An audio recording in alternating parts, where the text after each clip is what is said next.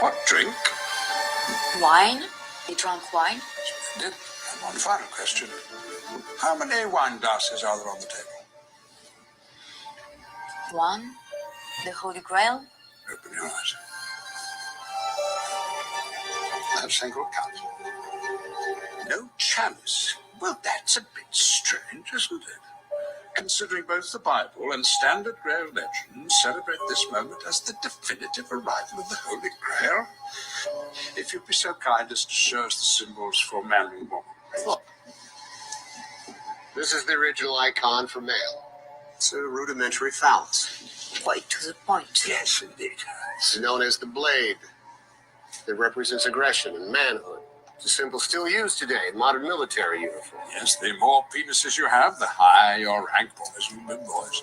Now, as you would imagine, the female symbol is its exact opposite. This is called the chalice. And the chalice resembles a cup or vessel, or more importantly, the shape of a woman's womb. No, the Grail has never been a cup. It is quite literally this ancient symbol of womanhood. And in this case, a woman who carried a secret so powerful that if revealed, it would devastate the very foundations of Christianity. Wait, please. You're saying the Holy Grail is a person? A woman? And notice how Jesus and Mary appear to be joined at the hip and are leaning away from each other as if to create a shape in the negative space between them. Leonardo gives us the chalice. The church was supposed to be carried on by a woman. Few realize that Mary was descended from kings, just as her husband was. Now, my dear, the word in French for Holy Grail. Le Saint Graal. From the Middle English, Sangria, of the original Arthurian legend. Now, as to words, can you translate for our friend? Sang Real, it means royal blood. When the legend speaks of the chalice that held the blood of Christ, it speaks, in fact, of the female womb that carried Jesus' royal bloodline. But how could Christ have a bloodline unless... Mary was pregnant at the time of the crucifixion. She fled the Holy Land and came to France. And here it is said she gave birth to a daughter, Sarah. They know the child's name. A little girl. Yes.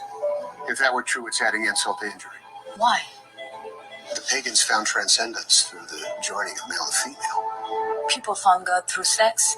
In paganism, women were worshipped as a route to heaven. But the modern church has a monopoly on that.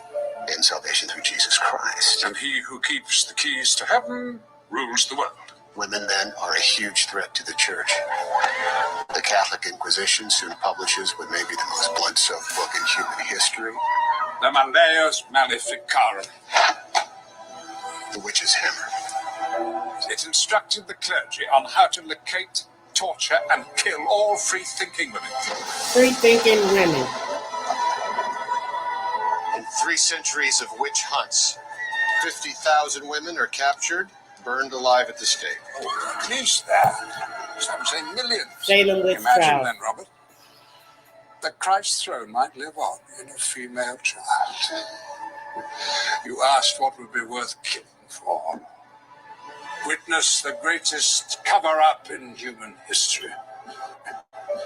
This is the secret the Priory of Sion has defended for over 20 centuries. They are the guardians of the royal bloodline. The keepers of the proof of our true past. They are the protectors of the living descendants of Jesus Christ. And Mary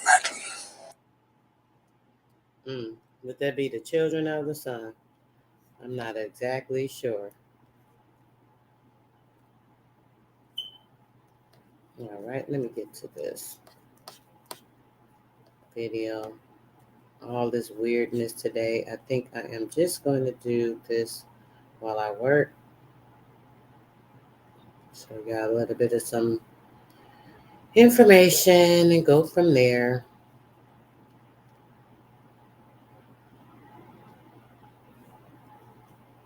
Whoever comes in and whoever don't. Here we go.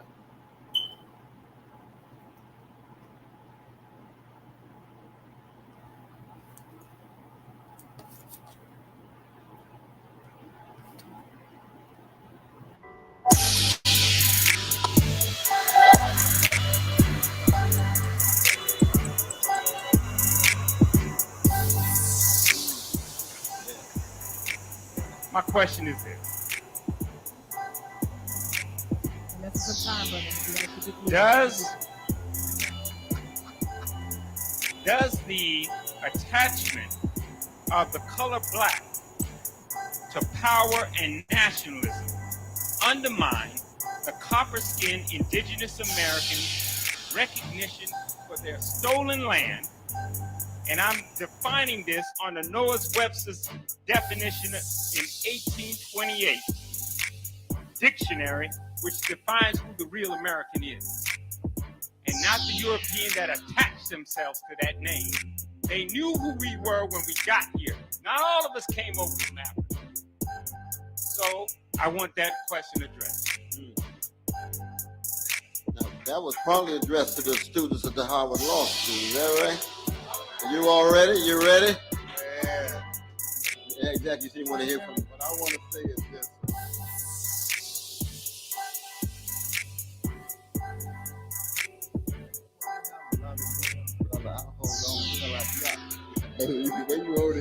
My plane don't leave. I can't work with man like this. No.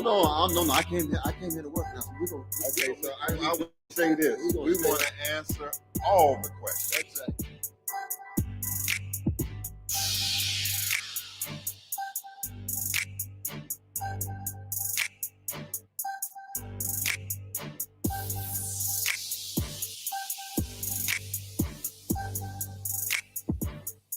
All of y'all, I want y'all to meet Dr. West or whatever. But guess what? This has been such an awesome session. It has gone to the last hour. It's gone to the last hour. I want to answer that question. The answer is no. Number one. The answer is no. Us saying black power does not undermine the indigenous. I mean, that's the short answer. Now let's get deeper into it. But the answer is no, only if we start talking about the land and how we're going to divide the land, and we start dictating the terms on the land we don't own. On the land we don't own. On the land we don't own. On the land we don't own. On the land we don't own. On the land we don't own. On the land we don't own. On the land we don't own.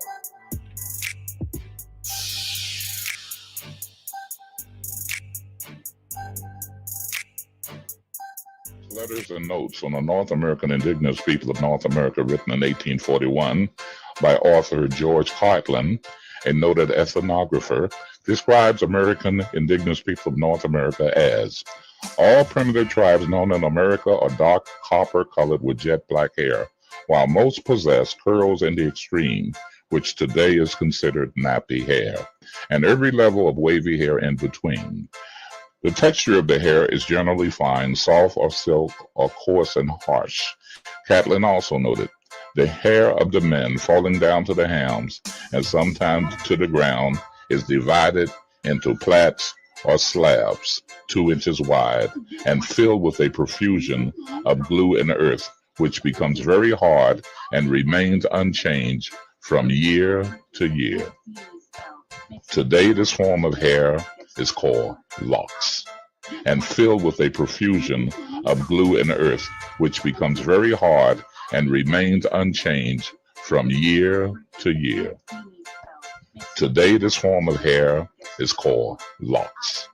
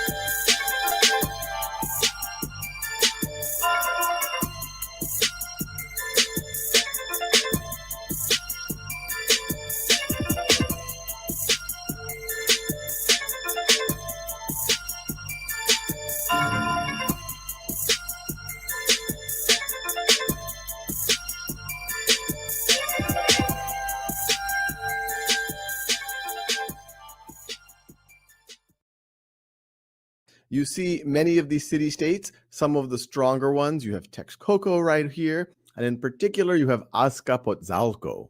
But as we fast forward roughly 100 years, you get to a situation where Azcapotzalco falls into a civil war.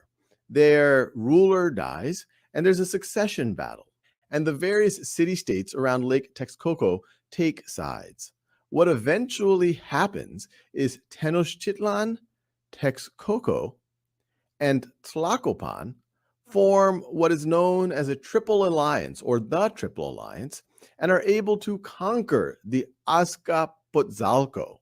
And so in conquering the Azcapotzalco, what you have forming is known as the Aztec Empire. Now, it starts as an alliance between these three city-states and other city-states in the area.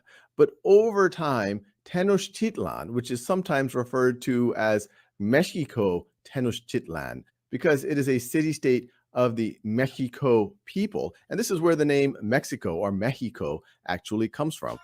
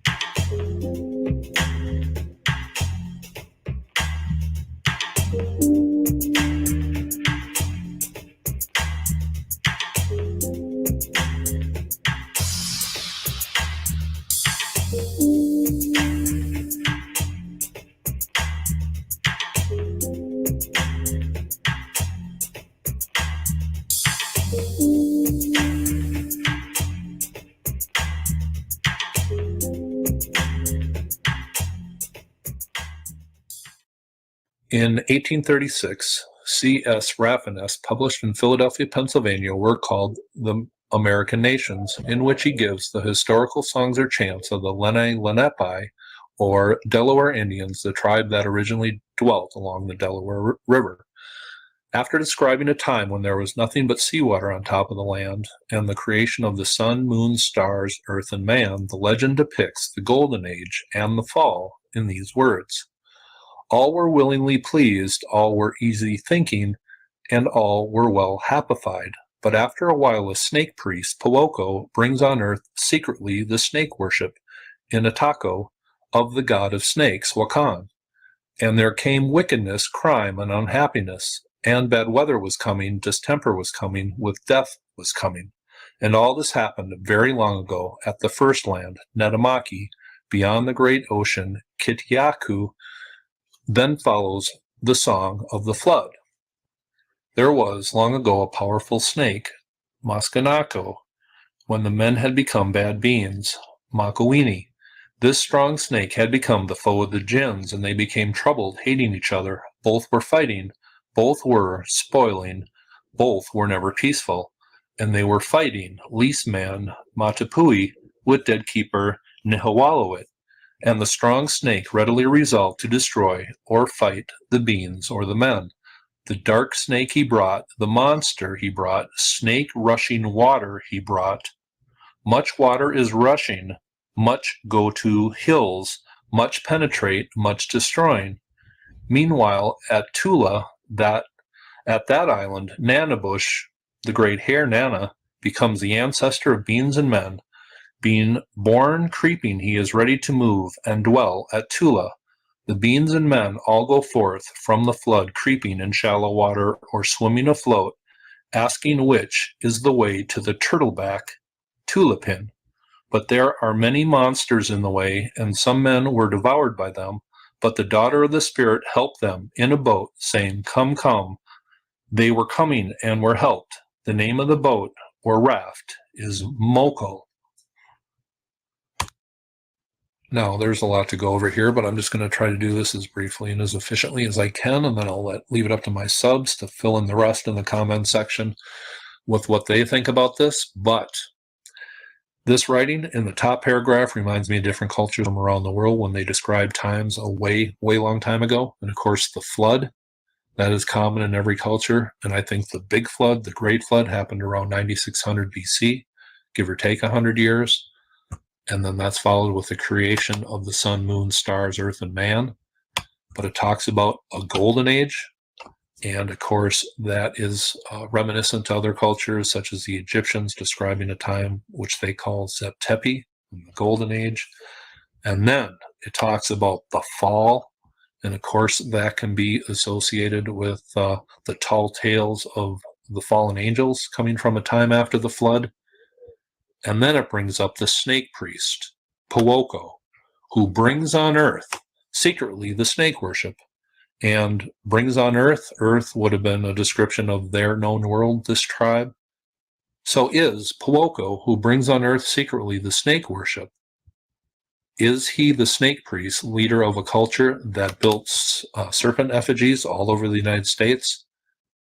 Nobody knows who built these, but here we have a tribe of coming from the eastern United States that describes a snake priest who brought snake worship all over their known world. I think that is a fascinating possibility, and it seems to blame the snake culture and the snake priests for a flood, and it seems to symbolize the flood in the form of a snake. And is this just people writing about a culture coming in and taking over, and they associate wickedness and bad things and disasters to these people? That is a pretty common writing, but I think that is a pretty common writing coming from ancient cultures who use natural disasters. Snake mound was an energy mound. When you think about snake, serpentine energy is black energy. It is an energy. It was an energy mound. Is kind of, in a moralistic or a religious tone. But I think the most fascinating thing here is this, the mention of Tula. At that island, Nanabush, the great hare, swims to the great turtleback, and it's a story of their creation, of their current world. Let's go over to Google Earth. This green area here would have been an ancient lake, and we are going to zoom into Tula here.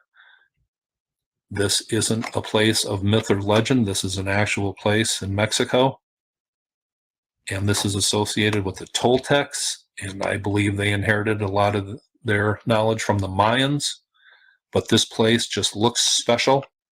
Here we are down on Street View a look around Tula, which is built on top of a mound that, if there was an ancient lake here, would have looked like a turtleback in ancient times. And it is written about coming from a tribe of Indians in the United States. People say there is no connection between ancient United States tribes and Mesoamerica. Well, here is a tribe coming from the eastern United States that speaks of Tula.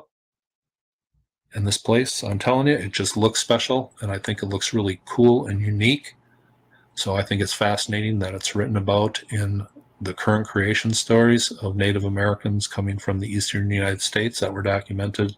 These stories were documented about 200 years ago. United States, huh? I think that is fascinating. Not and the Americans. here is a good look as I pull out exactly where Tula is. And once again, this thing is just a mound that, if this was an ancient lake, it would have looked like a turtle's back. And I've talked about pictographs and things such as Monk's Mound, the Great Pyramid in Illinois, that I think is in representation of a turtle. Ancient tribes from the United States, we're talking about a place in Mesoamerica and their legendary tales.